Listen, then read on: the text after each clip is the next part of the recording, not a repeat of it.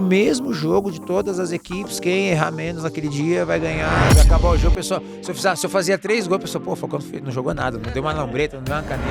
Isso que destaca, que separa os normais dos gênios. Isso que eu falo, o atleta de alto rendimento, ele tem que estar em alto rendimento o tempo todo. Não é o quanto você ganha, é o que você faz com o que você ganha.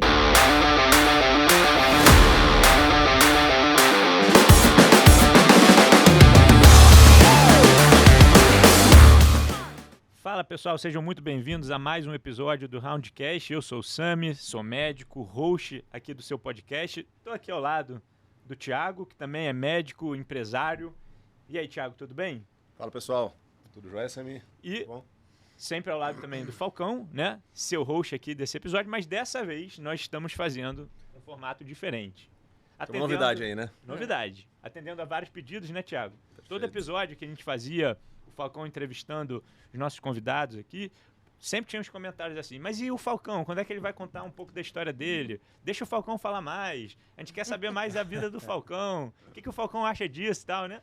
E aí, realmente fazia muito sentido a gente fazer um episódio especificamente para entrevistar o Falcão como convidado. Então hoje ele senta na cadeira diferente de convidado e não de host, né? Bom dia. E eu tenho certeza que vai ser fantástico. Tudo bem, Falcão? Bom dia, é um prazer estar aqui mais uma vez, agora de um formato diferente.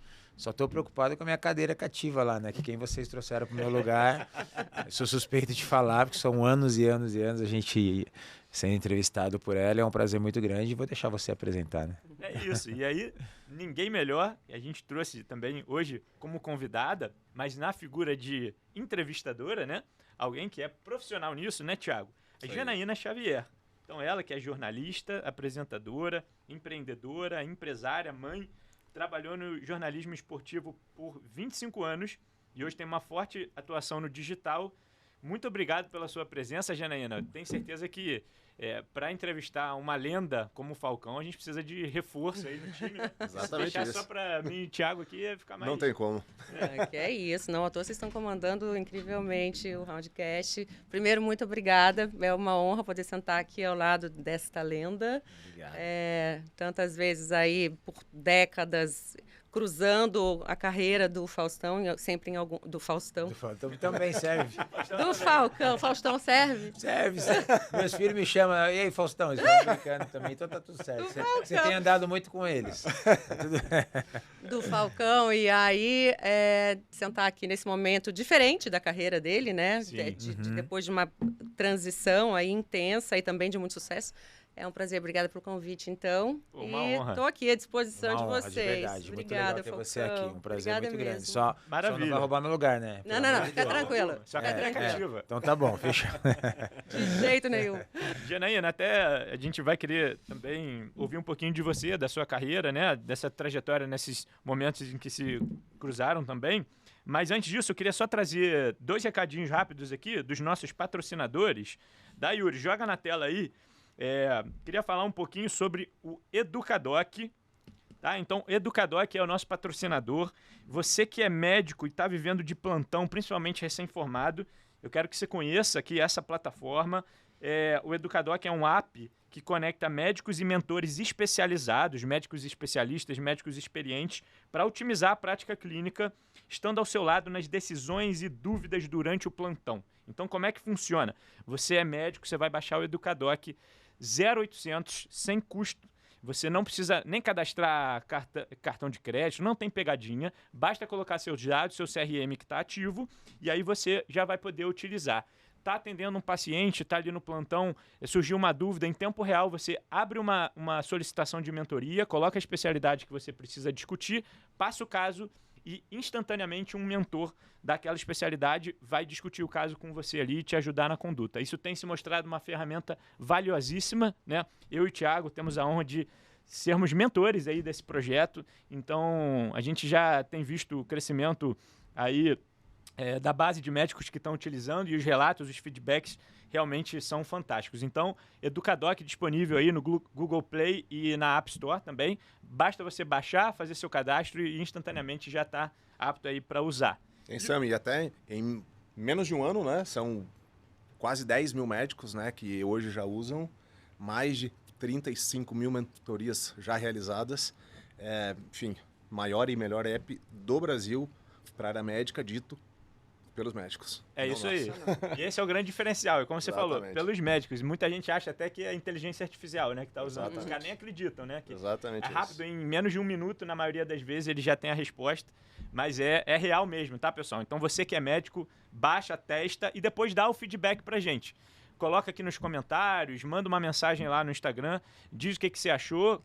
Se você não é médico, mas conhece algum, manda para ele também. E é incrível, né? Porque algum leigo pode pensar assim, nossa, mas por mensagem vai ajudar de alguma forma? Gente, a pandemia trouxe a telemedicina. Então, assim, hoje você não precisa mais necessariamente estar ali com o paciente. Eu acho esse projeto, eu já falei para o Thiago, enfim, eu acho esse projeto sensacional. Acho.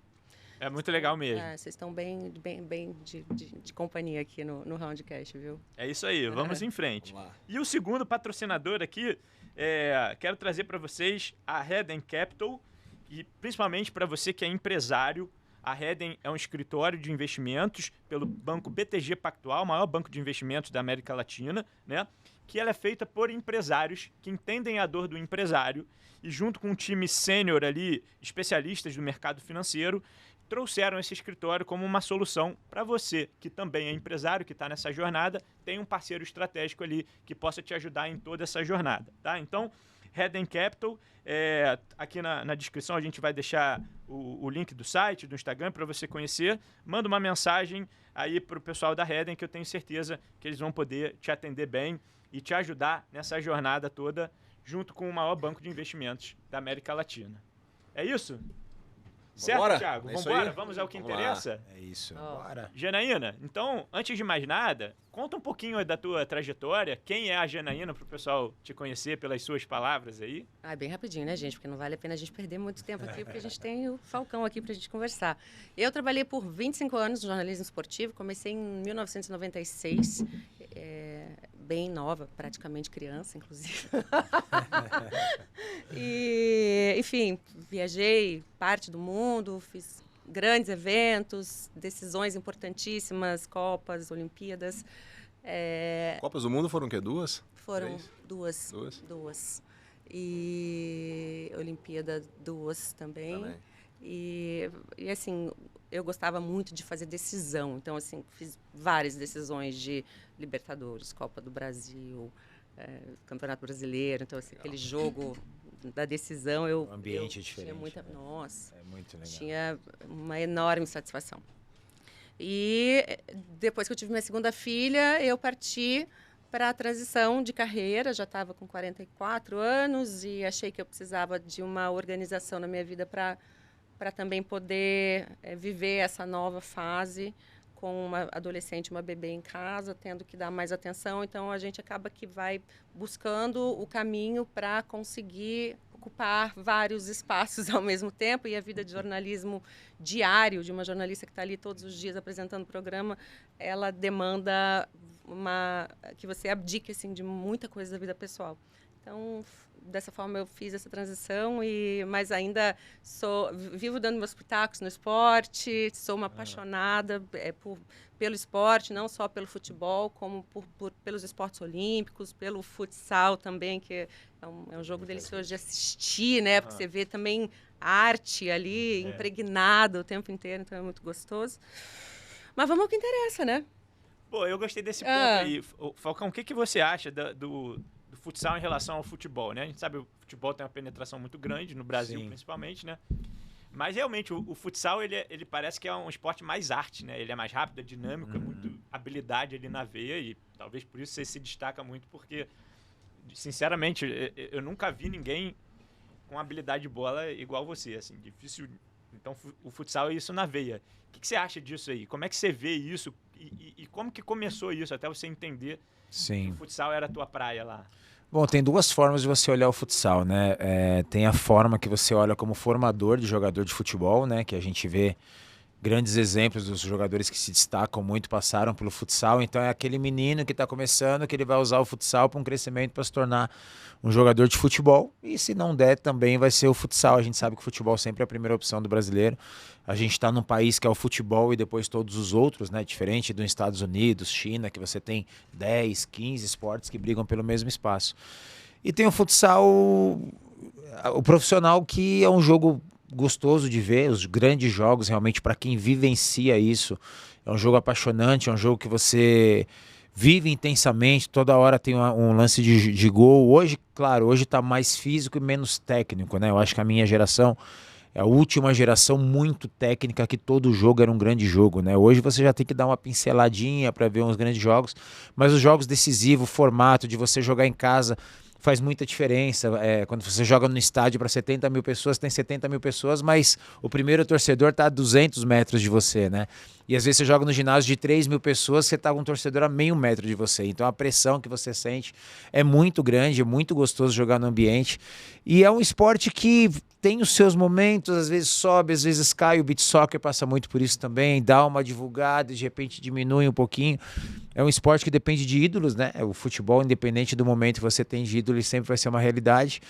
E eu falo muito isso em relação ao futsal, o vôlei, o beach soccer, o handball. A gente teve fases muito fortes, né? Eu acho que a minha geração, com a geração do beach soccer, com a geração do vôlei, você pede jogadores de beach soccer daquela época, você fala Jorginho, Júnior Negão, Benjamin, Neném, você fala vários nomes. Futsal, você vai falar Falcão, Schumacher, Lenísio, Vinícius. Vôlei, a geração olímpica, Tandy, Marcelo Negrão, Maurício, Giba, né? Então isso diminui um pouquinho, né, em relação a todos os esportes. E nós somos um esporte que precisa de jogadores que você sente no domingo de manhã na frente da TV e fala, vou ver aquele jogador, vou ver aqueles jogadores. E isso perdeu, né? Tanto que a TV aberta, desde que eu parei ali, a minha geração parou, diminuiu muito. Já não tem mais aquele domingo de manhã que a gente entregava 17, 18, 20 pontos de audiência, que brigava com o beach soccer, que entregava a mesma coisa, que brigava com o vôlei, que entregava a mesma coisa. Então hoje, pro público do futsal, que é um público que é muito fiel, é um público que nunca vai perder, ele é uma realidade muito legal. Mas para aquele público que sai da bolha do futsal, não tô vendo atrativos para trazer esse público. Aquele domingo de manhã que não é o público que acompanha o futsal sempre. Você sente um pouquinho disso? Assim? Sinto, muito, muito, muito. Porque aquele público do domingo de manhã, quando a gente jogava, era a família que às vezes não acompanhava a liga futsal, não acompanhava, mas no domingo de manhã falou, pô, tem o Falcão, tem o Lenísio, tem o Vinícius, vamos sentar, vamos assistir. Pô, tô pronta para ir almoçar. A mulher falava, peraí que falta 7 minutos. Então isso não tem mais, né, de prender. Então a TV aberta saiu. Hoje a gente vê, por exemplo, um grande transmissor de esporte, que é o Cazé TV, que pegou a Liga Futsal no passado, já não está mais. Então, ao invés da gente crescer... Tem a força ainda na TV a cabo? Tem, mas menos. Ainda? Antigamente tinha data específica, que era toda segunda-feira. Eu trabalhava lá, eu sei que toda. Era religião. Era sábado de manhã, era segunda. Então, hoje já, essa segunda tem, a outra não tem. Dandan Pereira. Dandan ainda tá lá, a voz do futsal com o Marcelo Rodrigues. Então, assim, a gente vê que falta criar ídolos que vão prender a atenção de um público que sai da bolha. Isso preocupa muito. A gente vê, por exemplo, a seleção brasileira foi campeã do mundo ano passado. Ganha, mas não marca. Então, se eu te perguntar, fora da bolha do futsal, pô, o Brasil ganhou, pô, eu lembro que ganhou da Argentina, tal, me fala 3 jogadores. O pessoal não consegue falar. Então, isso é preocupante, E aí, aonde que você detecta o maior gargalo? Por que isso, além, né, claro, a TV não está investindo, ou o streaming não está investindo, ou não está vendo, mas por que não há? Porque aí a gente entra num outro ponto, que é a questão de como está sendo gerido. Sim. Que legal, Joana Pé, porque essa era a minha pergunta, exatamente. Desculpa, essa. Desculpa, eu anotei aqui. Eu acho que a parte técnica perdeu aquele jogo bonito, tá muito resultado. Você vê um jogo do Brasil, ganhou de 3-0, mas foi o mesmo jogo do primeiro minuto ao último, não tem um jogador que vou vender. Eu sempre falo do Falcão na terceira pessoa. Eu pensava muito em quem estava assistindo, né? E eu tinha essa liberdade com os treinadores, a própria emissora a Globo que transmitia, tinha ali os últimos 7 minutos o Falcão tinha que estar. Então, claro que eu tentava lambreta, eu tentava bicicleta, então eu tentava o diferente que prendia a atenção do público. Show, né? Era o show. Então, por mais que o jogo fosse difícil, era um estilo de jogo que eu criei devido a ter essa personalidade. E hoje não, hoje você vê um jogo do Brasil, o Brasil ganhou da Argentina de 3-1. Vão passar os melhores momentos, dá 30 segundos. Antigamente, os melhores momentos dava 3, 4, 5 minutos, né? Então todos os jogadores tinham muita técnica e todos os jogadores vendiam o jogo. Hoje não, hoje você joga o jogo igual do começo ao fim. Aí tem o Leozinho, que era um destaque, que estava começando a fazer algo diferente, foi para o campo agora, está no Atlético Paranaense. E não tem outro. Então é o mesmo jogo de todas as equipes, quem errar menos naquele dia vai ganhar e é isso, acabou. Então acho que vender o jogo, fazer o diferente, como o Neném fazia, como o Jorginho fazia, como o Marcelo Negrão fazia, como o Marcelo Negrão. Tinha o Júnior Negão, o Marcelo Negrão do vôlei e o Júnior Negão, também confundível. Então, acho que tudo isso faz diferença de você vender um jogo num país que é o futebol e todos os outros. Então, isso se perdeu muito. Mas você não acha que isso aí, até mesmo nos outros grandes esportes acontecem também? Até mesmo no campo hoje, né? Sim. Você não vê mais os grandes jogadores, talvez, fora o Messi aí, né? Que Sim. teve em evidência nos últimos anos, mas a gente hoje não vê grandes jogadores que prendem... O Neymar, né? Óbvio, mas... Claro. Então, não é somente do futsal, né? Não é somente de futsal. O futebol perde muita qualidade também, mas não perde tanta a mídia, porque são torcedores apaixonados e todos os clubes têm os seus torcedores que não vão largar seus clubes nunca, independente se tem jogador bom, jogador médio, se está bem no campeonato ou não. Então você tem a mídia e você não vai perder espaço de TV. É criado outras formas de você assistir ainda mais o futebol. E o futsal precisa disso porque você perde espaço. Acabei de colocar o exemplo da Cazé TV. A Cazé TV parou de transmitir porque, por algum momento, como a Janaína falou, teve algum gargalo que faltou para se manter. E é muito ruim você ganhar um espaço como uma Cazé TV e no ano seguinte você já perder. Isso é muito complicado. Para pegar aí o gancho, esse gargalo talvez não seja uma questão do gestor do campeonato, da formato, confederação. Tudo. Na hora de fechar um contrato com uma Cazé TV, fala assim, a gente assina, mas eu assino por 3 temporadas. Claro, óbvio. Não faltou um pouco também de jogo? Porque uma temporada de transmissão... É um risco, né? Não, e você, quem está transmitindo, a detentora dos direitos, não tem nem ainda como fazer uma avaliação ali do que funciona, do que não funciona.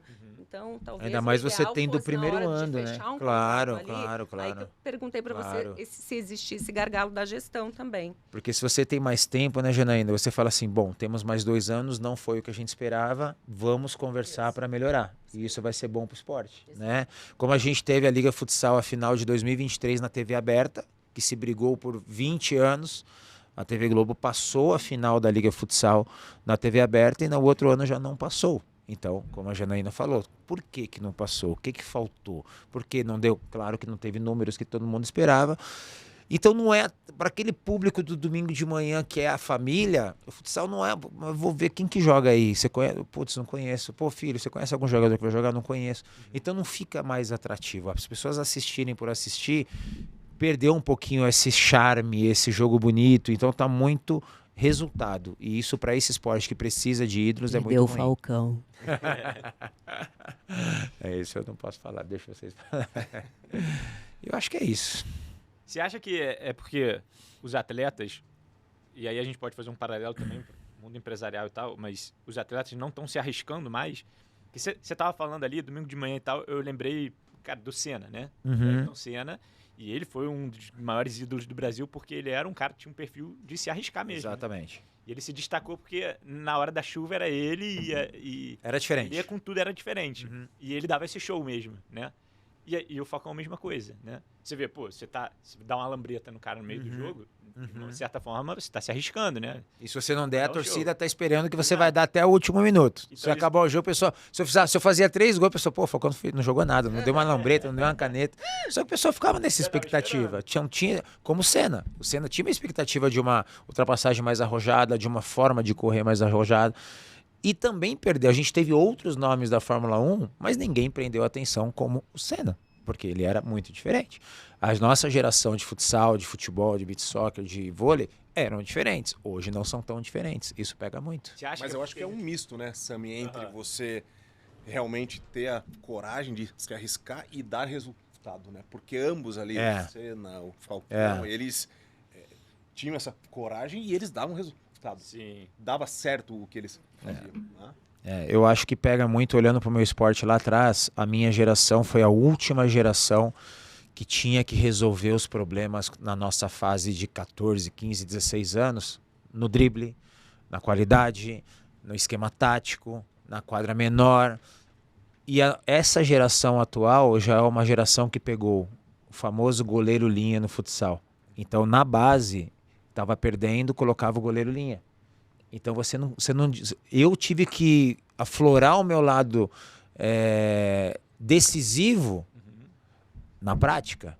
Eu tive que aflorar tá 3-0, eu preciso usar a regra a meu favor, vou sair driblando para cavar a sexta falta, a sétima falta, na raiva, na vontade. Hoje não. Hoje é um crime você pegar um menino no sub-11, tá perdendo, o cara vai lá e põe um goleiro linha.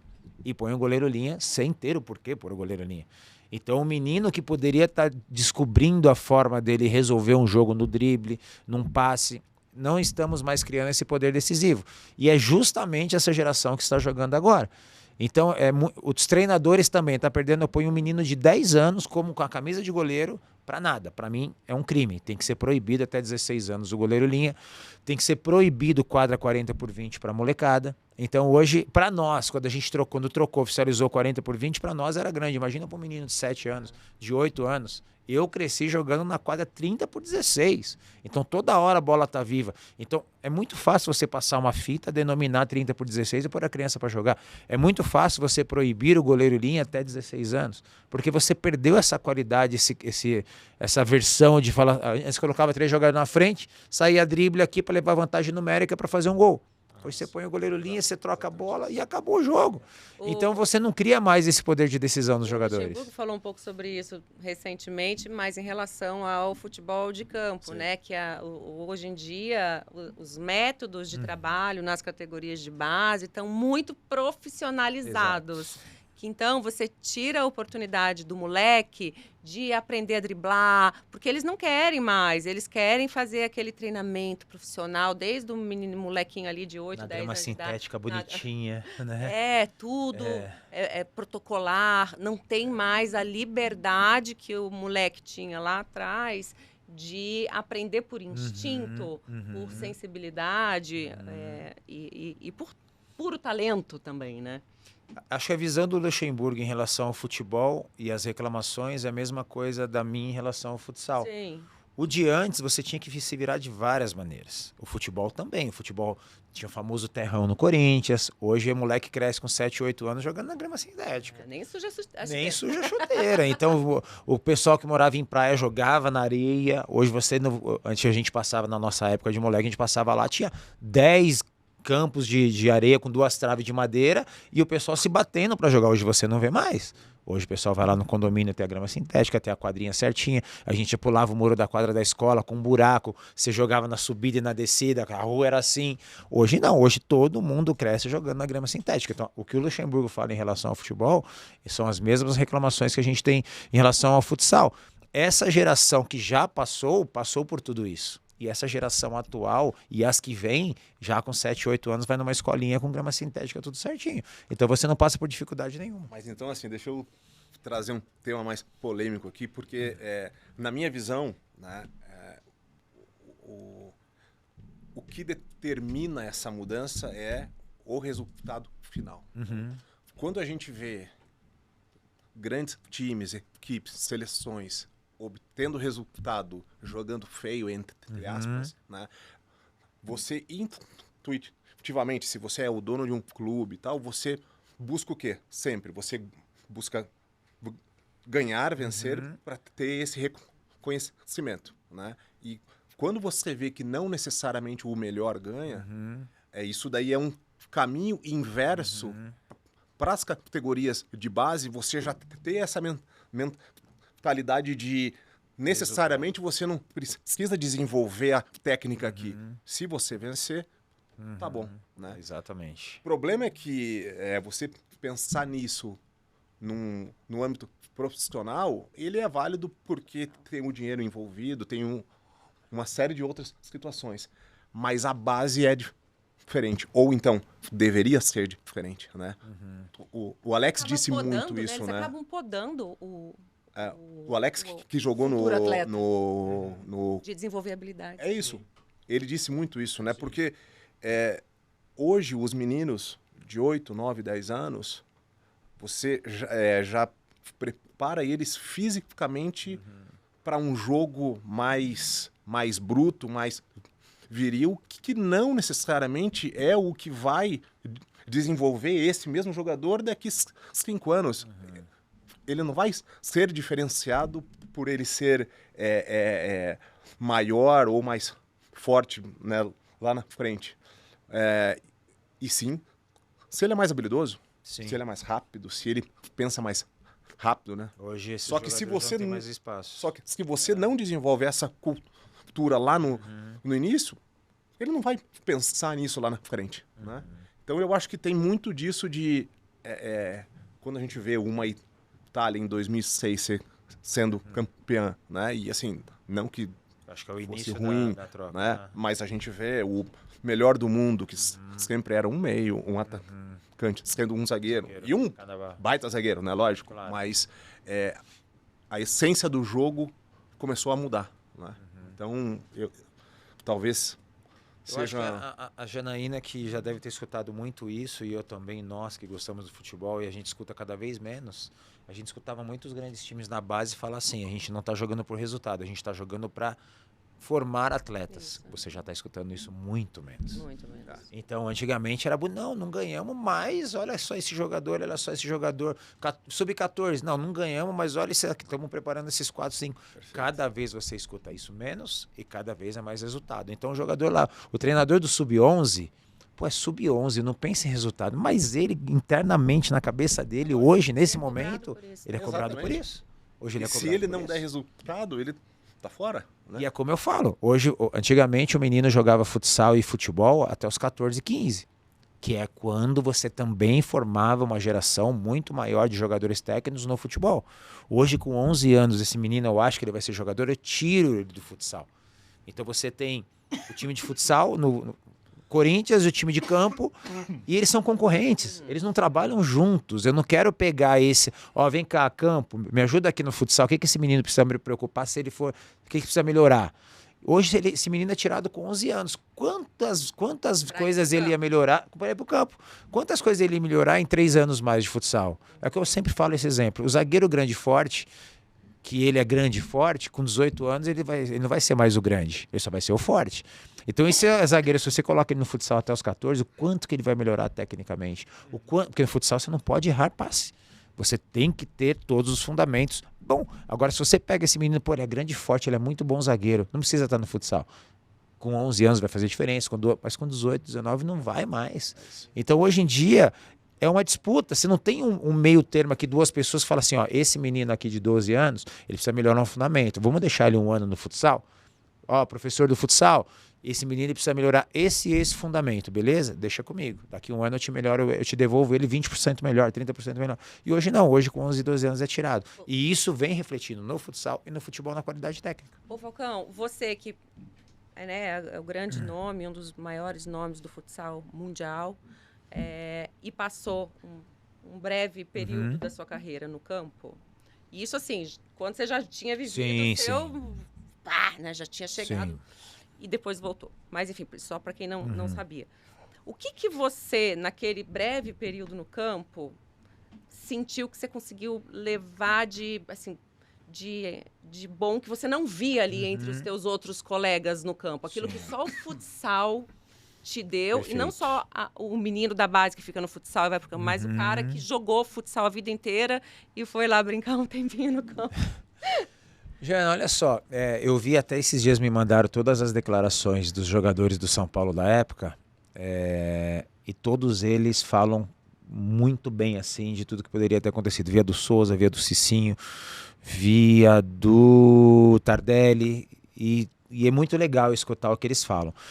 Mas eu acredito que, assim, eu tô num jogo que a minha visão 360, ela sempre foi, mesmo no meu esporte, à frente dos outros.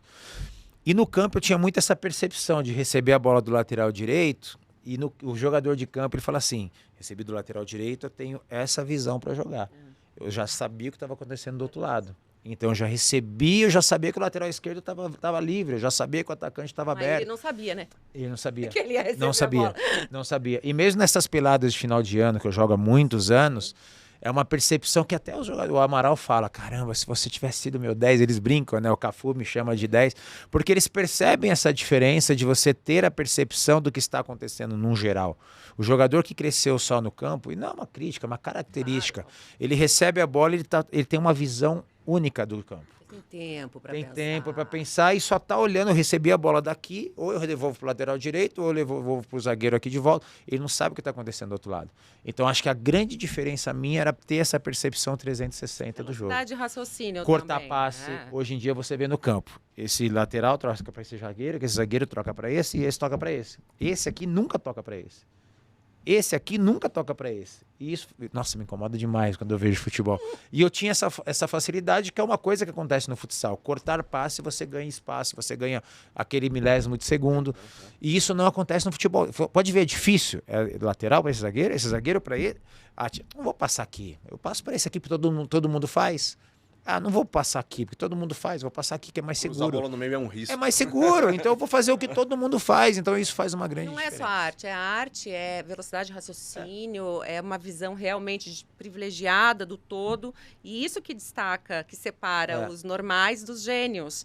Não só no futebol, no futsal, em qualquer... Quando você tem esses... Porque você pode ser só o melhor tecnicamente, mas se você não tem a inteligência para visualizar o que está acontecendo ao teu redor, você às vezes vai ficar ali no grupo mediano, né? Futuro, né? Não, e hoje, no futebol de hoje, você recebe uma bola daqui, você gira, cara, olha a visão de jogo que o cara tem, uma coisa básica, tem que ser básica. Ou um zagueiro que dá no lateral, olha que passe, cortou, já é uma coisa absurda. Por que não ser uma coisa contínua?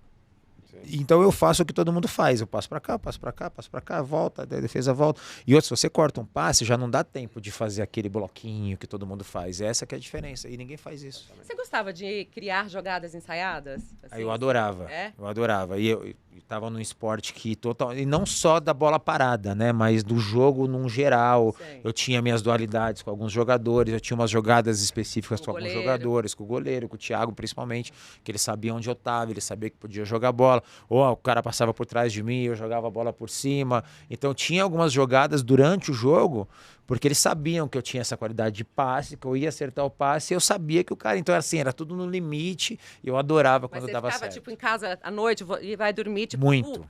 Acho que tem um negócio aqui que eu acho que vai funcionar. E vai lá no dia seguinte... Muitas vezes. E repetia. E aí no jogo era de grande diferença. Por isso que eu sempre falo do Falcão na terceira pessoa. A grande diferença foi justamente nunca fazer o óbvio. Então, o não óbvio, eu pensava muito em casa, ou coisas individuais. Aquele gol da falta que o jogador rola, eu venho para dar um chute do Alambreta. Que lá um dia eu tava no hotel, eu falei, cara, eu acho que funciona. E aí um dia eu fui fazer e funcionou. Eu vim para dar uma porrada, o goleiro saiu, eu já sei que o goleiro no futsal sai, aí eu dei uma lambreta girando e fiz o gol por cima. Então aquilo ali, claro que é um dom, só que você tem que repetir. Então eu repetia para no jogo dar certo.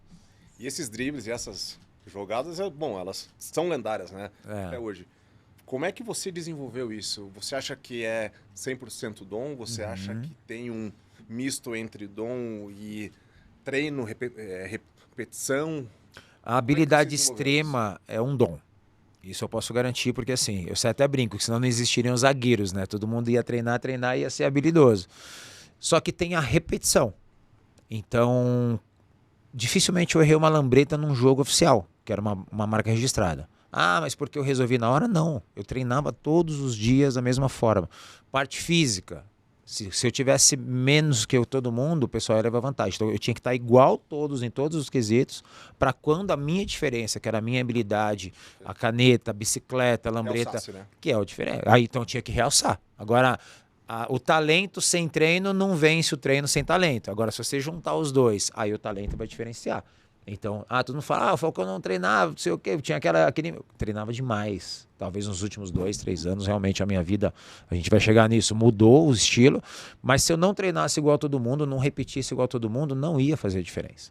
Então, eu sempre falo pro meu filho, meu enteado que estão tentando ser jogador de futebol, que se eles dormirem um pouquinho, tem alguém dormindo menos, né? Então, essa é a grande diferença. Mas a habilidade extrema é um dom, mas que você tem que aprimorar todos os dias, sem dúvida.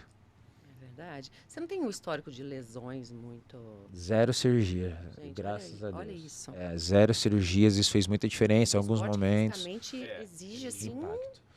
E o mais interessante, Jana, pergunta muito importante. 0 cirurgias e hoje, com 47 para 48 anos, fazendo eventos, muitos eventos, 0 dor. Eu não tenho uma dor de nada. E o que você acha que foi da tua carreira, até para falar para a molecada, que fez a diferença para você chegar aqui? O 7-7, né? 7-7.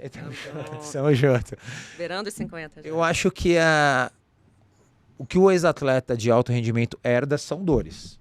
Ou ainda mais impacto. Você pega basquete, vôlei, futsal, que é impacto. É uma dor nas costas, é uma dor no joelho, é uma dor no tornozelo, é uma dor no tendão.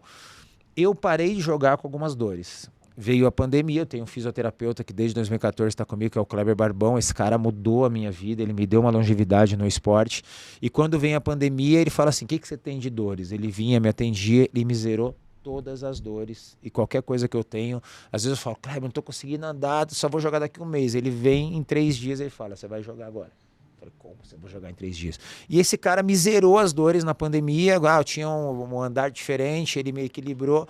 Hoje eu faço meus eventos, 0 dores, 0 lesão, nada. Faço minha academia de vez em quando, faço os treinamentos, isso faz grande diferença. Mas é o que você falou. Qual que é a dica? Valorizar a fisioterapia, valorizar o sono, valorizar o que tem que ser feito no pós-carreira, independente se você é atleta profissional ou não. Mas eu era um cara que desconfiava muito da fisioterapia até eu precisar muito dela. E a fisioterapia faz toda a diferença. A prevenção faz toda a diferença. E ela começou a ser valorizada de um tempo para cá, Sim. né? A gente sempre, quem trabalhou sempre com esporte, a gente via isso assim, o jogador, vamos lá, o Ronaldo, foi lá, fez uma cirurgia, o médico ganhou os aplausos. O fisioterapeuta que fica com ele 6 meses, todo dia, na barra da saia dele, ajudando o cara... Ninguém sabia o nome. É verdade, passava a batida. Entendeu? E hoje você vê que é uma profissão que realmente está ganhando o valor devido. É verdade. Eu fico muito feliz por isso também. E ele disse valorizar o sono. Quem conhece ele sabe que ele valoriza mesmo. São tipo assim, 12 horas, 15 horas. Esse que é o problema, ser entrevistado por amigos. Ele sabe os detalhes. Ele valoriza. Eu não sei se é isso, tá? Mas se for... Vai, eu tô com um vai amigo na que dica. Durma bem. Eu tô com um amigo que dorme 4 horas e parece que ele dormiu 20, e ele tá com um amigo que dorme 10 e fica com sono. Essa é uma coisa que a gente precisa dar equilíbrio, né? Nossas viagens a gente se vê tipo meia hora por dia. Mas faz diferença. Cruza, né? Exato. Então, a resposta calhou, né? Então eu valorizo muito o sono.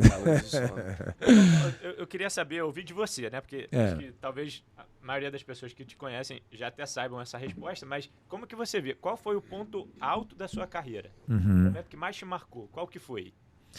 Então, eu tive muitos momentos especiais na minha carreira, eu sou muito grato a isso, né? Tanto em clube quanto seleções, eu tenho muitos jogos memoráveis, assim. Mas é claro que a 2012, na paralisia facial, por tudo que eu passei ali, e hoje nas minhas palestras é um momento que o público se emociona, que eu trago, e se eu olhar 1000 vezes aquelas imagens, eu revivo aquele momento, né? Então, eu tive para ser cortado antes, porque eu tive uma lesão muito séria na Liga Futsal. Não fui cortado, aí eu fiz uma pré-temporada diferente, eu acabei não participando dos amistosos. Aí quando chega na hora do Mundial, que eu recupero de uma lesão, eu machuco a panturrilha. E foi uma história que eu tinha que ter vivido, né? Uma história que era para ser um trauma, foi a melhor história da minha carreira. Jogar aquela Copa do Mundo já seria um prêmio, mas jogar nas condições que eu joguei. Entrar num Brasil 0, Argentina 2, fazer os 2 gols ali. Entrar numa Espanha 2, Brasil 1, fazer um gol ali, naquelas condições, sem piscar o olho. Eu colocava um tampão para dormir. Imagina você ficar aqui 10 segundos sem piscar, você vai ficar... Agora imagina você correr numa Copa do Mundo contra a Argentina, na corrida você ter que piscar o olho com a mão. E acho que aquele título, para mim, foi a única Copa do Mundo que eu não ganhei ou bola de ouro, ou tênis de ouro, ou artilheiro, mas eu ganhei um respeito muito grande, assim. E é uma história que eu me orgulho muito de ter vivido, porque o que eu passei naquele momento e o homem lá de cima ter me proporcionado aqueles jogos daquela maneira, eu acho que realmente foi um momento muito especial e uma história única no esporte, assim, né? Num geral. Eu acho que para mim foi um diferencial. Acho que tem o Falcão antes daquele momento e o Falcão depois. Eu acho que ali foi um marco muito grande, assim. Trouxe junto emoção de fato, né? Não De que fato. nas outras não tivesse, mas é a emoção do título, do troféu individual, do grupo, mas Superação, né? da superação. Superação. Mas quando você traz uma história por trás de superação, torna diferente. e acho que traz o pós também é um pós de mais aprendizado, de mais capacidade de se transformar, você enxerga a tua força. Não, ali você falou tudo, você enxerga a sua força de ver que o ser humano não tem limite. Para mim ali foi realmente, foram 15 dias muito difíceis, assim, você tinha que se preocupar com a lesão, você tinha que se preocupar com paralisia facial, você tinha que se preocupar se você ia conseguir jogar, se o treinador ia te colocar, e que eu não tinha condições de estar ali jogando. A visão do treinador era, eu tenho 13 jogadores que estão inteiros a seleção brasileira, e o Falcão tá ali, tanto é que os treinos esses jogos, eu era tipo um coringa que completava o treino. Então não tinha expectativa nenhuma de jogar nem da minha parte e nem da parte da comissão técnica. E também tem essa história interna que é muito legal. E eu sempre falo, não é culpa dos treinadores. Eu, no lugar deles, eu também. Pô, tem um cara com paralisia facial, com a panturrilha machucada. Como é que vai jogar? Eu não vou contar com ele. E eu também, todo mundo inteiro. Eu com paralisia facial, vindo de lesão, Brasil e Argentina, uma semifinal, Brasil e Espanha na final, eu não vou jogar. Colega, mas ele sabia que ele tinha. Foi ali. a carta na mão. Porque o quê? Na hora entrou, então, né? que o Por que bicho que entrou, pegou, né? ele já sabia que deixa ele verdade. no coringuinha. Deixa pensarem que... Deixa eu pensar que não vai dar. Deixa eles Não, e outra pensarem que coisa, ele não preciso café dele com durante leite. Café com leite, um minuto, né? Exatamente. Preciso dele por 1 minuto, Exato. 2 minutos. E Não saber basta, que se é um não jogo basta. 3-0 pro Brasil, eu não teria entrado. Lógico. Se é um jogo 2-1 pro Brasil contra a Espanha, eu não teria nem jogado. Seria maravilhoso ser campeão do mundo daquela forma. Mas do jeito que foi, sem dúvida, é o momento mais especial da minha carreira e mais marcante, sem dúvida nenhuma. E aí chega um momento que começa a pensar na transição, né? Sim. Eu falei aqui no início sobre a minha vida, é sempre você vive um luto momentâneo, assim, quando você toma essa decisão. Como foi para você, primeiro, enxergar o Falcão agora na terceira pessoa, aquele Falcão que ficou lá, vendo o Falcão de fora agora enxergando aquela história. Você enxerga aquela história com outros olhos e até com mais capacidade de tudo que você fez? E outra, como foi essa fase pós de transição, de novas decisões, de um novo Falcão fazendo outras coisas? Boa. 2015, acho que foi meu último ano, assim, de alto rendimento. Eu tive uma lesãozinha mais chata, eu rompi o tendão da parte posterior e sempre tinha que voltar antes do tempo. E eu fiquei carregando aquela lesão há muito tempo. E depois, a partir de 2016, eu já tive lampejos, assim, né? Porque a minha vida fora de quadra começou a ficar muito ativa. Então, eu tinha um evento aqui que antes eu não fazia, eu passei a fazer. Eu tive uma palestra aqui que antes eu não fazia, eu passei a fazer. Aí eu pensava, pô, eu tenho jogo, eu tenho que tomar cuidado com o evento. Nos últimos 2 anos, assim, tenho evento, tenho que tomar cuidado que eu tenho jogo. Eu já comecei a priorizar as outras coisas. Eu queria ter parado em 2016 para 2017. Devido ao patrocinador, eu joguei mais 2 anos. Só que os 2 anos já podendo fazer da minha forma. Então já não treinava o que tinha que treinar. E é impressionante. Os resultados dos jogos, aquela bola que sobrava, que eu fazia o gol, eu já não fazia. Aquele passe que eu dava no limite, eu já não dava. Então, por isso que eu falo, o atleta de alto rendimento, ele tem que estar em alto rendimento o tempo todo. Então, aquele 2, 3 treinos a menos da semana fazia diferença naquele jogo. E aí, devido ao pedido do patrocinador, os últimos 2 anos já foi meio que empurrando com a barriga. Me ajudou também para o pós-carreira. Sim. Então, eu via que os eventos poderiam ser um bom negócio.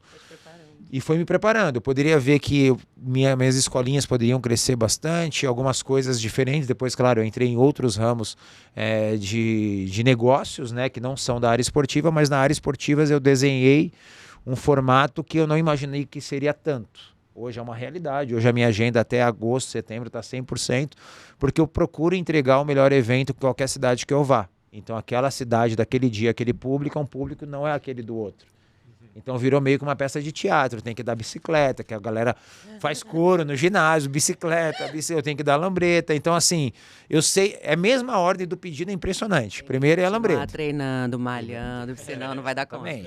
Então com 47 anos eu dou ali 3, 4 bicicletas, porque eu torço para fazer na primeiro gol. Se eu não faço, eu tenho que repetir. E se eu não fizer, tem que dar outra, tem que dar a terceira, tem que dar a quarta. Então, e pra mim, dar a bicicleta, hoje cair é uma coisa como se eu estivesse caminhando, é uma coisa que faz parte do meu dia a dia. Mas eu tenho que ter o respeito com esse público. Aí depois foram aparecendo outras coisas e outros negócios que eu não dominava, então sempre estive com alguém que domina. Eu vou fazer uma empresa de estética sem eu entender nada. Não, hoje eu tenho algo no ramo da estética com pessoas que são do ramo da estética. Hoje eu tenho coisas do ramo da construção com pessoas que são do ramo da construção. Então eu tomei muito cuidado com isso. Também tem a imagem que eu achei que ia cair. Hoje eu me sinto muito mais reconhecido do que quando eu jogava. No dia a dia, nos aeroportos, as marcas me procuram muito mais. Acho que tem muito a ver também com as entregas que eu dou no evento. Então a minha imagem, eu não jogo profissionalmente, mas continuo jogando, né? Então isso tem feito bastante diferença. Você se posiciona, né, também, hoje enquanto empresário, enquanto mentor. Isso faz bastante diferença, sem dúvida nenhuma. Quais que são hoje os projetos e planos e atividades aí pós-aposentadoria aí que Tiagão, você tem, que você... Né, eu acho que o mais prazeroso são os meus eventos, que a procura é muito grande ainda. Então, hoje eu posso te afirmar, se eu pudesse, quisesse fazer evento todos os dias, eu teria evento todos os dias. Só que aí a dona Lili fala, peraí, vamos colocar uma meta financeira nisso aqui. Então a gente põe uma meta financeira, dá um stop, a hora que a gente... Não, o evento é uma empresa que tem que faturar tanto por mês. A hora que bate a meta, às vezes, deixa eu ver como é que tá essa relação aí, que o mês de maio tá muito puxado. Então a gente tem esse controle de uma média financeira. Por exemplo, março foi um mês muito puxado, então abril já tira o pé um pouquinho, que ela já fala, faturou bem, vamos equilibrar em abril. Eu falo, não, mas vamos faturar mais. Não, vamos ficar em casa um pouquinho. Então eu tenho esse controle mas do que eu me proponho a fazer, até agosto tá 100%, até dezembro tá 70%. Então é muito legal. Hoje eu estou me aprimorando mais nas palestras, né? Hoje tem a entrega que eu faço com as marcas hoje de patrocínios, de vez em quando eu vou ali na clínica de estética, de vez em quando eu vou ali ver as construções. Mas o que me dá prazer ainda é parar de jogar profissionalmente e continuar jogando. É saber que eu enchi os ginásios quando jogava e continuar enchendo os ginásios ainda hoje. Isso para mim é prazeroso demais. E assim, da onde que veio isso? Porque você se difere aí da grande maioria, 99,9% dos atletas, né, que não tem um pós-carreira, né, programado, planejado. Da onde veio isso? Você já visualizou isso antes de você encerrar a carreira? Muito ou bom, você teve um clique disso depois? Como é que foi isso? Eu adoro falar disso, você cara. É um case hoje, não somente como jogador, sim, mas como pós-carreira, né? Sim. Empresário, né? Tiagão, eu adoro falar disso porque eu acho que a grande diferença da minha carreira é que eu nunca tive um empresário para nada. Então, desde os meus 17 anos, eu que discuto todos os meus contratos. Teve que se virar também. Eu tive que me virar. E ninguém me vende igual eu. Ninguém vende o Falcão igual o Alessandro. Então, se eu sentar numa empresa que quer fechar comigo, se eu chegar ao ponto de sentar, eu vou fechar. Não deu reunião, fiz online, pode ser que não feche. Mas se eu sentar na mesa, eu vou fechar. Por quê? Eu sei aonde eu posso ceder. Eu sei que aquela empresa, às vezes eu abri mão de muita coisa, eu vou dar um resultado e lá na frente vai virar uma coisa grande, como 80% das empresas eu fiz assim. Então vamos fazer o seguinte, vamos fazer assim, daqui um ano a gente conversa. Sempre dá certo. Talvez o empresário, mas meus 10% do jeito que você está colocando, deixa para lá. Isso já aconteceu várias vezes também com vários atletas que eu vejo.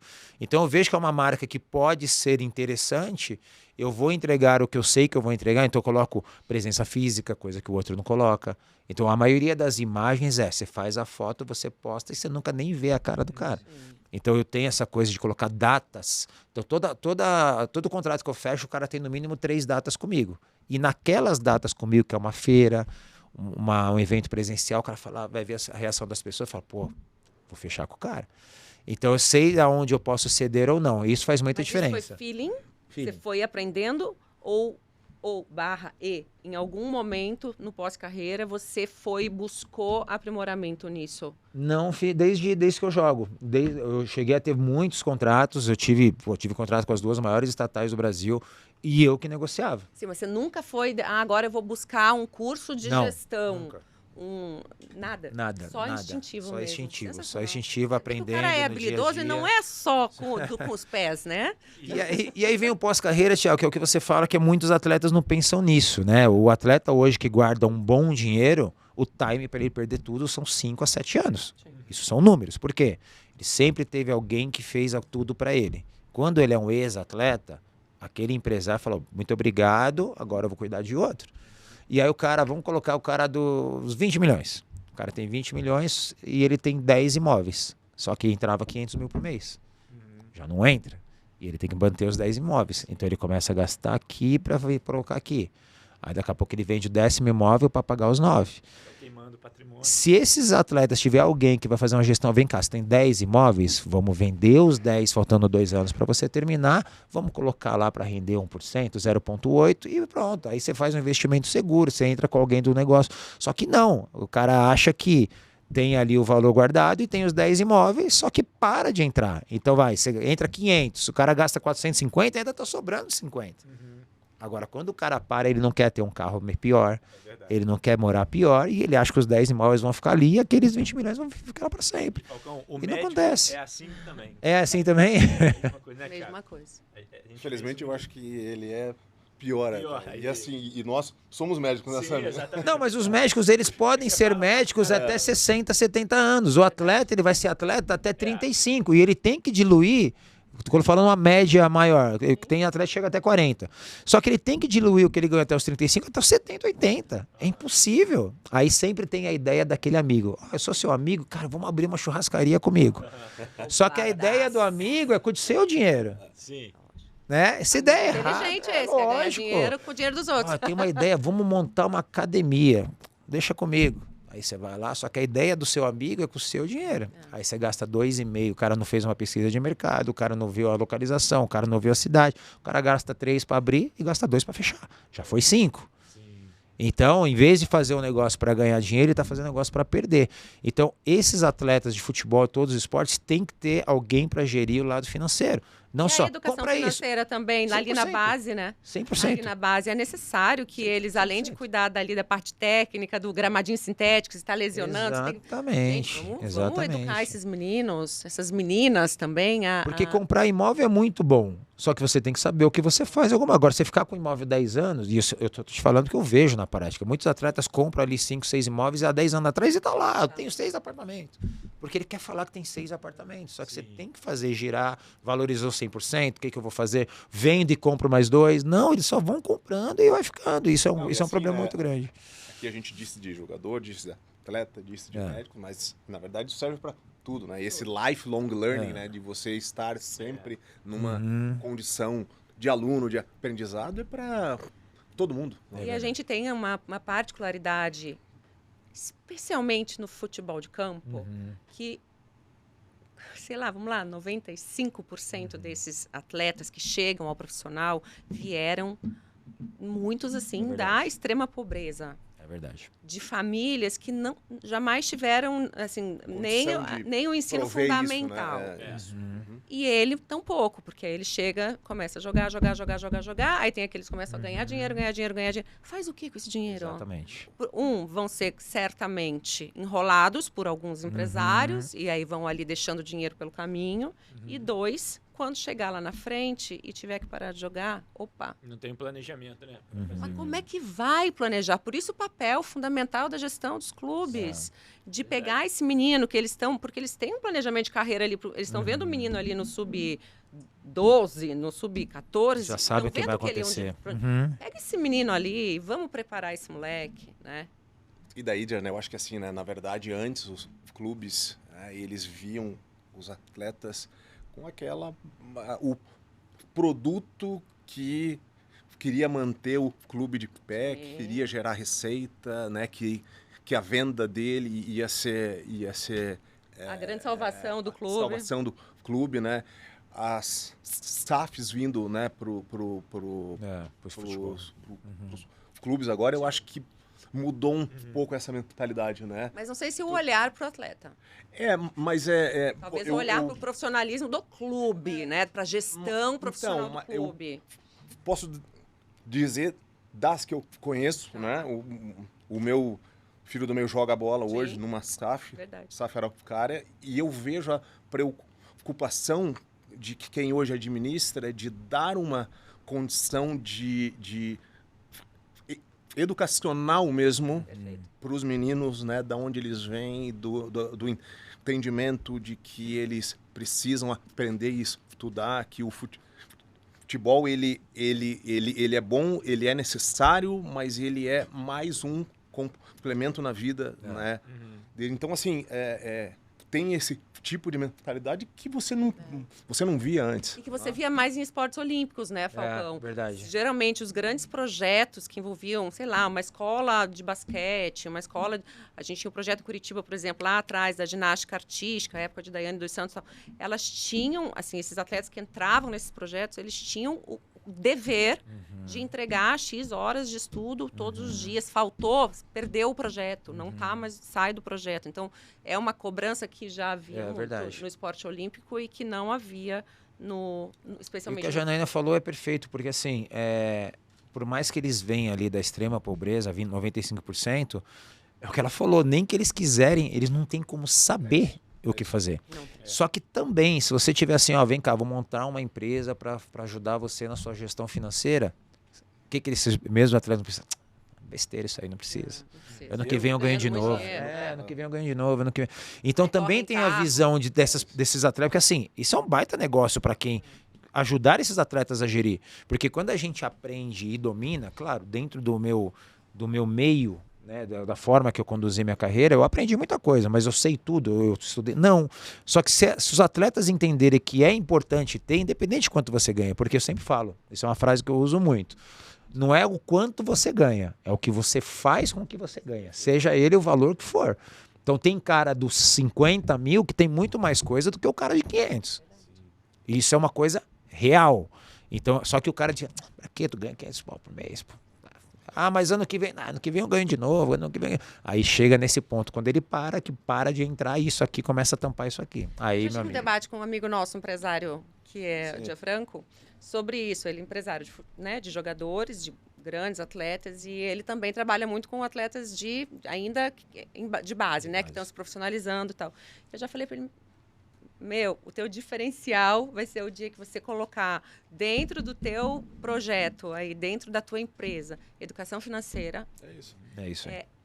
Assessoria de comunicação no sentido de ensinar esses atletas a falarem, a se posicionarem, porque se você não ensinar ali na raiz, quando ele virar burro velho, 25, 30... Não tá mais. Não adianta, esquece. Não dá mais. Então, ou você transforma ali, e aí ele tem uma imensa oportunidade disso, porque ele tem atletas com esse perfil, e aí fica aqui a dica, porque eu acho que isso ia ser transformador na vida de muito atleta. E na do empresário também, porque ele ia ser visto de forma diferente. Eu ia falar, Falcão, que empresário que você me indica? Pega esse aqui, porque ele não vai cuidar só, porque você vai jogar, você vai ter proposta, o cara vai pôr a proposta na mesa. Agora não, o cara preocupa com o meu... E cara também honesto, né? Porque a gente sabe que tem muita gente que tem os 10% do atleta, mas no final da carreira do cara levou muito. Tem muito malandro também. Mas a partir do momento que tiver alguém nessa visão que a Janaína falou, eu não cuido só do atleta, porque você vai jogar bem, é fácil te vender. Se você não jogar bem, você vai ficar lá onde você está. Agora esse cara que cuida da sua gestão financeira, o cara te ensina a dar uma boa entrevista, o cara te ensina a falar. Porque quando você dá uma boa entrevista, você vai em outros programas, você sai do nicho esportivo. E você vira referência. Você vira referência. Você sai do... Você vai... quando... Eu me preocupei muito com isso também. Meu pai falava, você tem que ser diferente. Jogando, ser diferente. Falando, você pode falar a mesma coisa que os caras falam, mas com palavras diferentes. Então, quando eu fui no Jô Soares, quando eu fui no Danilo Gentili, eu sabia falar de qualquer assunto. Tanto que a gente está aqui, quando a gente entrevista médico, Então eu vou me adaptando a entender o que eu tenho que falar com aquela pessoa. Isso faz toda a diferença. E tem E outro, um olhar para a família do atleta. Principalmente. Sabe? Muitos casam muito cedo, muito jovens. Alguém que olhe para essa mulher que está em casa, ou gastando todo o dinheiro dele, ou sem saber como se posicionar enquanto a esposa. Então, assim, se você prestar uma assessoria completa, você vai de verdade transformar a vida desse cara. Até porque se o menino não tem, né, Janaína, ele chegou, é porque a base familiar também não tem. E esse menino até vai ter mais abertura, vai conviver com 50 pessoas por ano do time, os jogadores. E aquela mãe e o pai não conviveu com ninguém. Exatamente. Então eles ainda estão piores do que o menino. Perfeito. E aí você tem toda a razão, pegar toda a família. Eu lembrei aqui do episódio com o Neymar, né? Que ele trouxe exatamente essa visão. Ele tinha ali um caminho mais rápido, mais fácil, de ver o Neymar, filho dele, explodindo e... investiu nele. Caminho comum, mas ele não, ele teve o pensamento lá na frente, né? Porque tem aquela frase, o ser humano ele tem a tendência a superestimar o curto prazo e subestimar o longo prazo, né? Então isso faz a gente pensar numa ideia de que o que está acontecendo agora, aquilo meio que perpétuo, né? Você perpetua aquilo. Então, para o atleta isso impacta muito, né? Porque ele pensa, pô, eu tô em alta agora, ganhando grana, jogando bem pra caramba, ele não pensa na frente que rapidamente, né, aquilo pode mudar e ele precisa ter uma programação para fazer essa transição, né? E ele não pensa e ninguém põe na cabeça deles. Ninguém põe, exato. Porque ninguém tem coragem de falar. Querendo o dinheiro ali também, querendo o imediatismo. Vamos aproveitar, ganha dinheiro agora. Teve um insight que o Joel J trouxe aqui no episódio dele e que depois eu fiquei refletindo naquilo vários dias depois, que eu achei genial.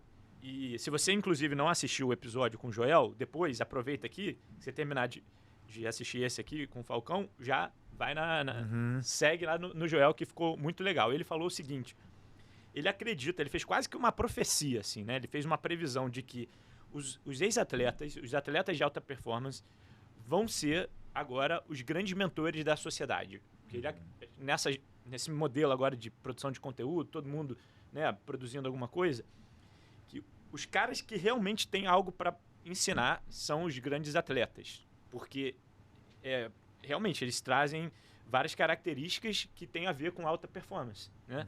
Então, depois eu fiquei pensando nisso, eu falei, cara, realmente, e aí você vê grandes atletas que hoje se destacam como grandes empresários, talvez você viveu bem isso, por essas características, e passar isso adiante em termos de disciplina, trabalho duro, treinamento, é o que eu ia agora trazer, que são habilidades que são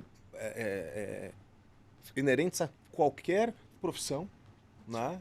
Você ter desenvolvimento de disciplina, liderança, né? Desenvolvimento pessoal, comunicação. Emocional. Né? Ele disse que ele aprendeu a falar quando o técnico dele colocou ele para ser o líder, o capitão, né? Não sei se existe isso dentro do time de natação, né? E aí que ele desenvolveu essas habilidades. E o viver num ambiente de pressão, né, Sami? Que, enfim, independente da profissão, você vai ter isso na sua vida, né? Então, cara, são paralelos assim. Então, o atleta, ele aprende que ele perdeu um jogo, beleza, vamos treinar dia seguinte que tem outro jogo semana que vem, né? Então, são coisas ali que o empresário, o empreendedor tem que tomar risco, tem que saber lidar. Eu ouso discordar só um pouquinho. Eu acho que isso vai acontecer, isso que o Joel falou, se houver uma transformação no comportamento do atleta fora de campo. Perfeito. Na evolução dele enquanto um homem que quando sair de campo, um homem, uma mulher, enfim, quando sair de campo, vai poder demonstrar suas habilidades. Sim, e toda a sua experiência de outras formas. E isso hoje ainda é muito raro. Verdade. Como usar isso da maneira correta, o cara, né? que ganha tudo ali dentro de campo, vamos trazer, né, para a bolha do futebol, que sai e desaparece, porque ele não tem capacidade de se manter ali, que não sabe falar. E assim, caras que foram, exatamente, deixa eu trazer aqui um Ronaldinho Gaúcho, tá? Olha o tamanho que ele foi. O que ele poderia ainda acrescentar como ex-jogador para a comunidade dele, para, né, ou até para ex-atletas? Esses atletas, eles... E aí não é a habilidade do cara, não é o que o cara... Às vezes não é nem o que ele quer fazer. Ele quer parar e quer, curtir a vida dele. Ele quer viver ali quietinho agora. Não quer holofote também, então... Mas acho que a ideia aqui é que esses atletas que se destacaram dentro do esporte, em alta performance, eles carregam uma genialidade dentro deles que é transferível para diversas outras áreas da sociedade, em que ele tem capacidade de gerar muito valor passando, ensinando isso. Com certeza. Frente, Muitos dão palestras, né? Eu acho que palestra faz total sentido. É um nicho assim que uma grande maioria acaba indo porque compartilha história. Mas é o que a Janaína falou também. Eu ainda acho que você trazer isso para depois é uma minoria da minoria da minoria. O que eu entendi que o Joel falou, que poderia, e que a gente falou já até agora, poderia ser um nicho maior. Só que ele é muito restrito. Vamos pegar os últimos 10 anos, quantos jogadores de futebol que pararam que conseguem entregar isso? Você vai falar 2 ou 3. Quantos jogadores de vôlei conseguem entregar isso? 2 ou 3. Então, quando a gente fala de centenas e milhares de atletas e você traz para 2 ou 3, alguma coisa está errada. Verdade.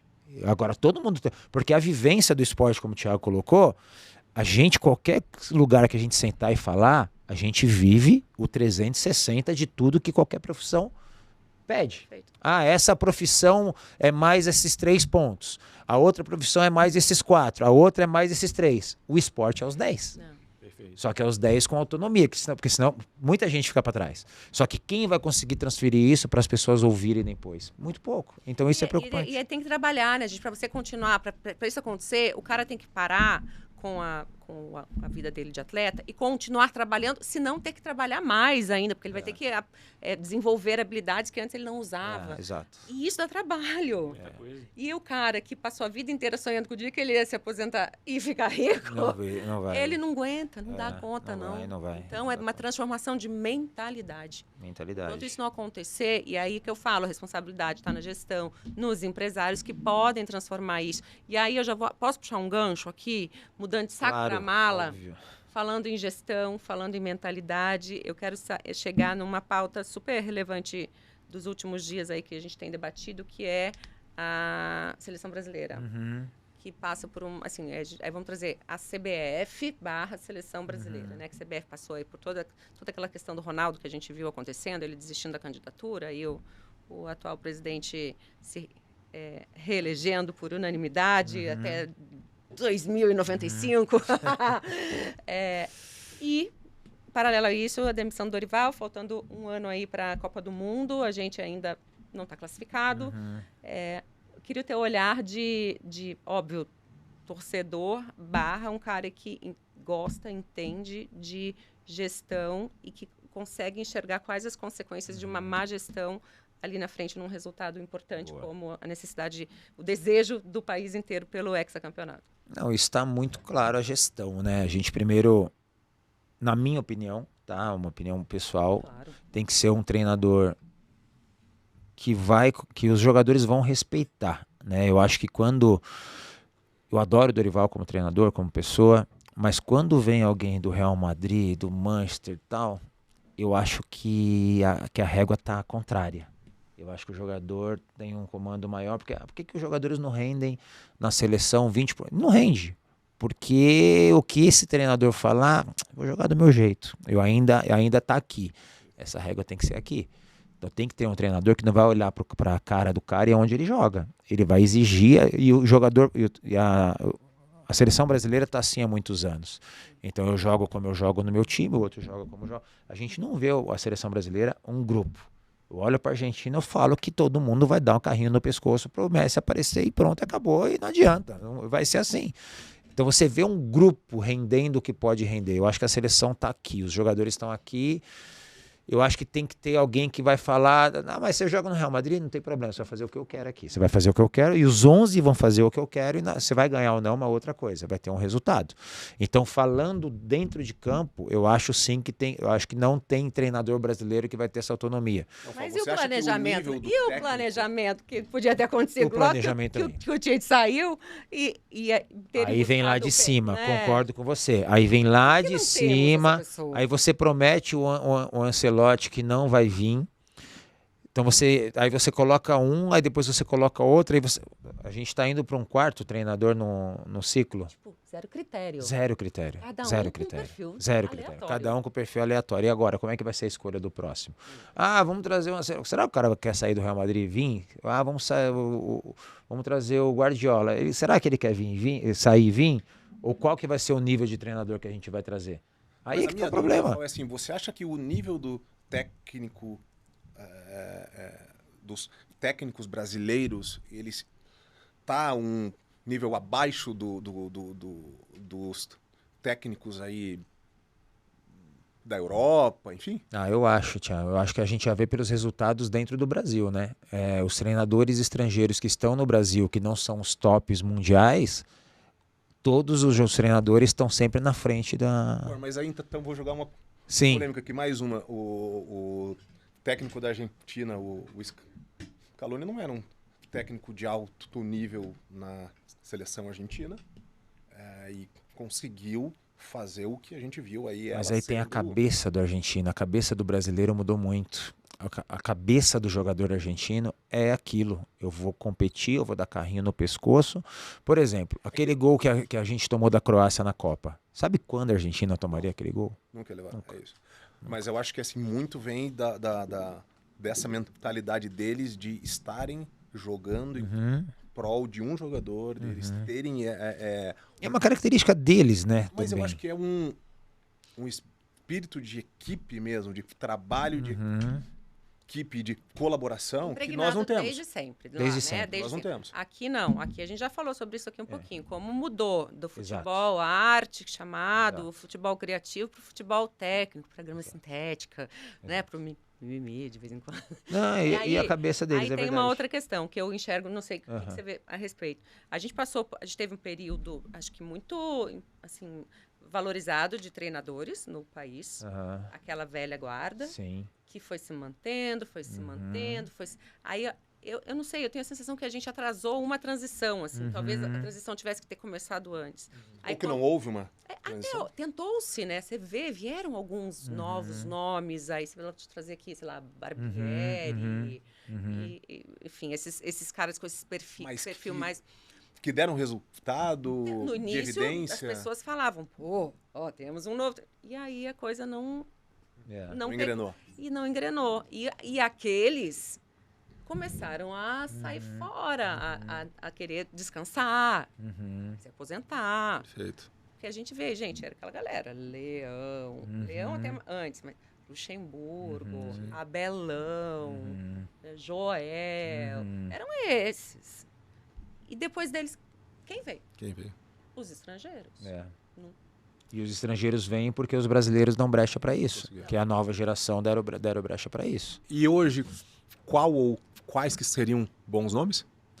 Eu acho que para um próximo ciclo, da próxima Copa, eu vejo o Felipe Luiz, que vai ser um baita treinador. Ele tem pulso, já mostrou que tem pulso, os jogadores respeitam ele, e ele já começou sabendo que ele não pode baixar a cabeça para o jogador. Isso é fundamental. E vem esse ciclo que a Janaína falou. Os jogadores passaram a ser maior que o treinador da seleção. Sim. Então esse respeito diminui um pouco, a minha entrega diminui um pouco, a minha visão tática diminui um pouco. E quando você junta tudo isso para um tamanho que era a seleção brasileira, se você vê as nossas eliminações recentes, são para seleções medianas da Europa. Não foi, né? Tirando a Alemanha ali, claro, do 7-1, mas são seleções que jamais o Brasil perderia naquele momento. Então, todos esses 20% que você perdeu em cada setor, o argentino nunca perdeu. É o que ela falou, está enraizado neles. É uma característica deles. Isso faz eles ser campeões do mundo. Então, quando você via ali... Seria hoje um bom nome que ele já estaria hoje? Eu não sei se para um ano de trabalho para a próxima Copa. Eu acho que não. Eu acho que ele... antecipar um trabalho que ele pode fazer de forma mais completa. Eu acho que para ele mesmo aparecer, eu acho que ele fala assim, agora ele começar um ciclo a partir da próxima Copa, eu acho que dos brasileiros, eu acho que é o único que conseguiria fazer.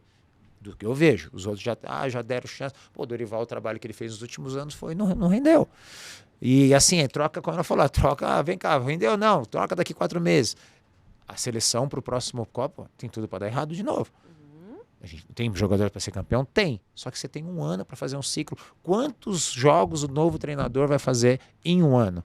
A Copa do Mundo você se prepara em 4 anos.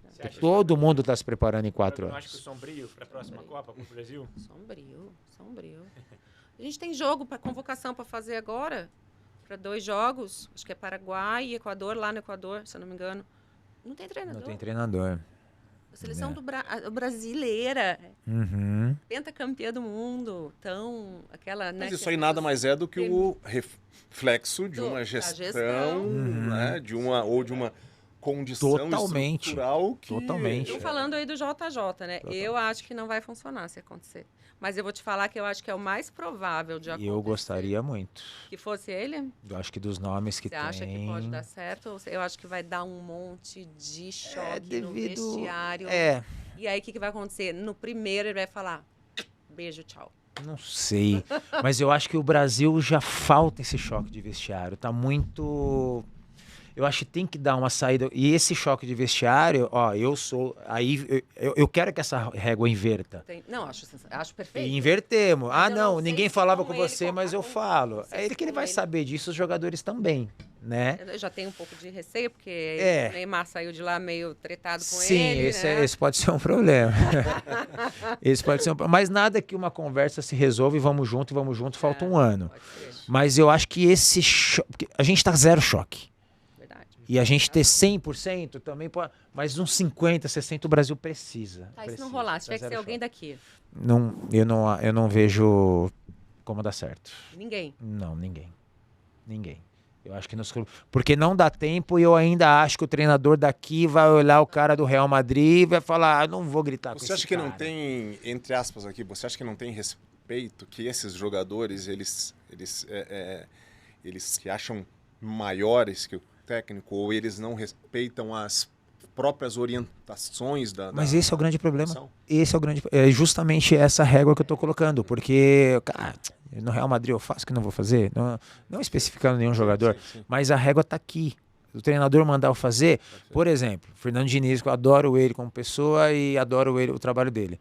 Ele gritava na seleção igual ele grita no clube. Então já não é a mesma régua.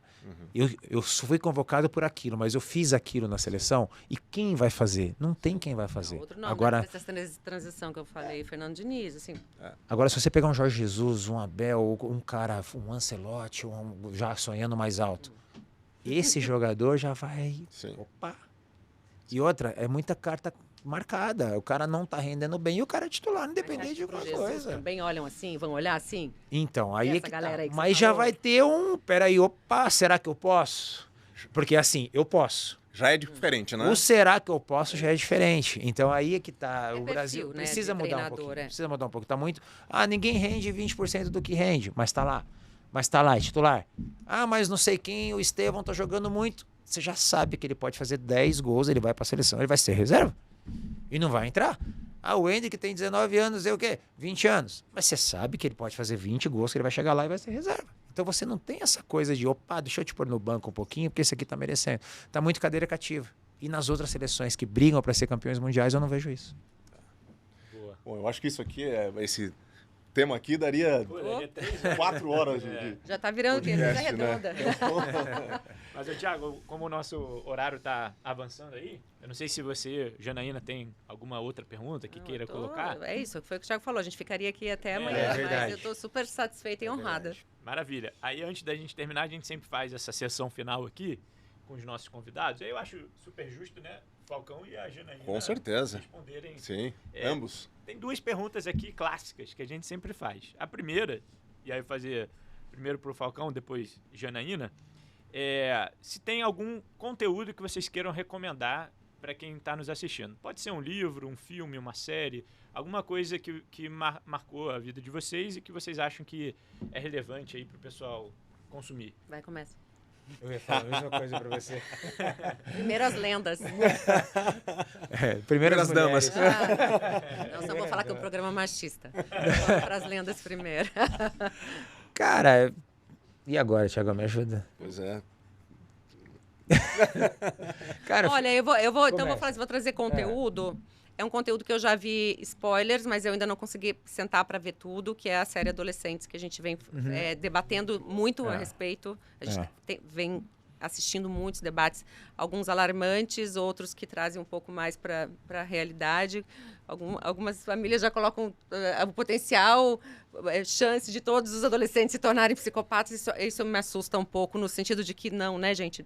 Vamos dar uma segurada, não é sobre isso. É você também saber olhar, assistir um conteúdo e tirar o que realmente toca, importa, mas não tornar aquilo uma realidade, verdade absoluta. Mas é a balança, né? Então, eu sugiro que todos nós que temos filhos, adolescentes, pré-adolescentes, que a gente sente, assista e debata com um pouco mais de maturidade e menos pânico. Fantástico. Então, fica aqui a Excelente dica e a recomendação. proposta a Perfeito. todos. Né? E tem um detalhe legal dessa série, é que, além da mensagem, que é fantástica, realmente uma reflexão, você sai até meio desnorteado no final, né?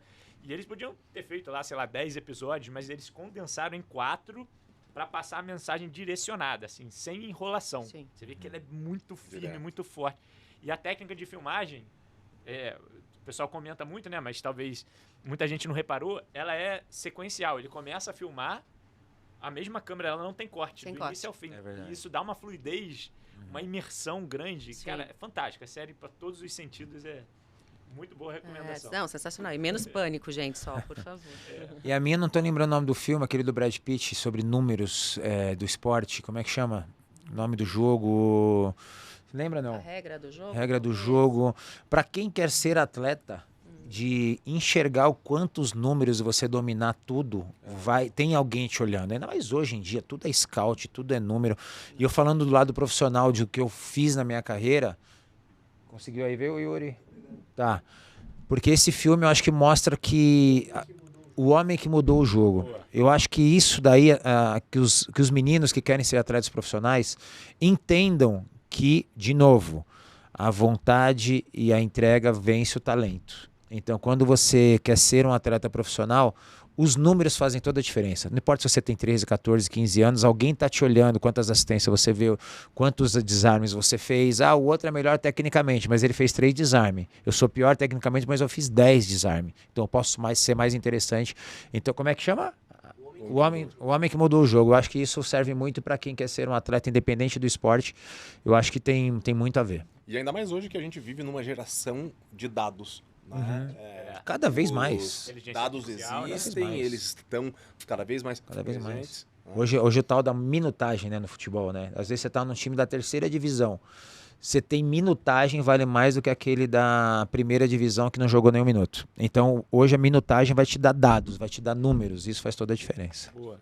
E aí, para você que não sabe, a gente tem o nosso Instagram, né? @round.cast. A gente coloca todas essas recomendações lá na nossa biblioteca do Round e diversos outros conteúdos derivados dos nossos bate-papos aqui, que fica muito bom para você ir acompanhando, sedimentando a memória. Então, se você não segue, já segue a gente lá, né? Momento Jabá. E aqui também, na plataforma que você está assistindo, se inscreva aqui no canal, compartilha, curta, porque isso ajuda a gente a entregar essa mensagem em mais pessoas aí.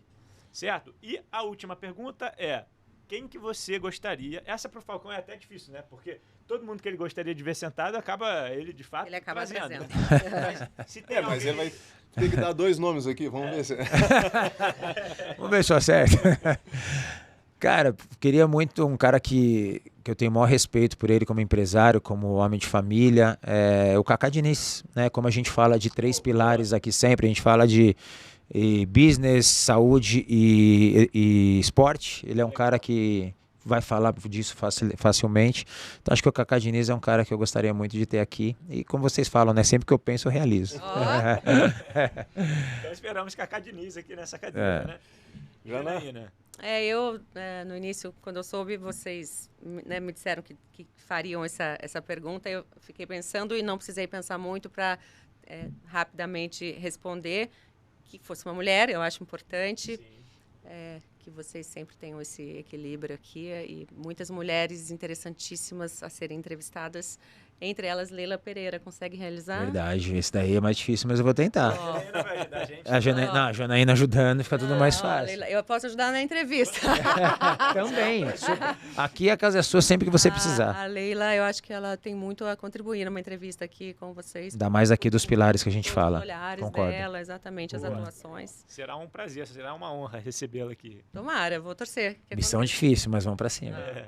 Eu agradeço, gente. Obrigado de estar aqui do lado de cá, sendo entrevistado por vocês. Muito legal e Uma até a honra. próxima, né? A gente é uma honra mesmo. Obrigado, Janaína. É um prazer te rever. Prazer Quantos todo meu. bate-papos a gente teve hoje de uma forma diferente, mas muito legal saber que você está bem e ter você aqui com a gente foi Eu muito também, especial. Muito feliz de ver o teu novo Obrigado. momento. Parabéns. Obrigada, Thiago, Muito Sami. obrigado Foi um também, prazer estar aqui com Janaína. vocês. Maravilha. E é isso aí, pessoal. Obrigado você que está nos assistindo. Até o próximo episódio. Um abraço. Valeu. Valeu.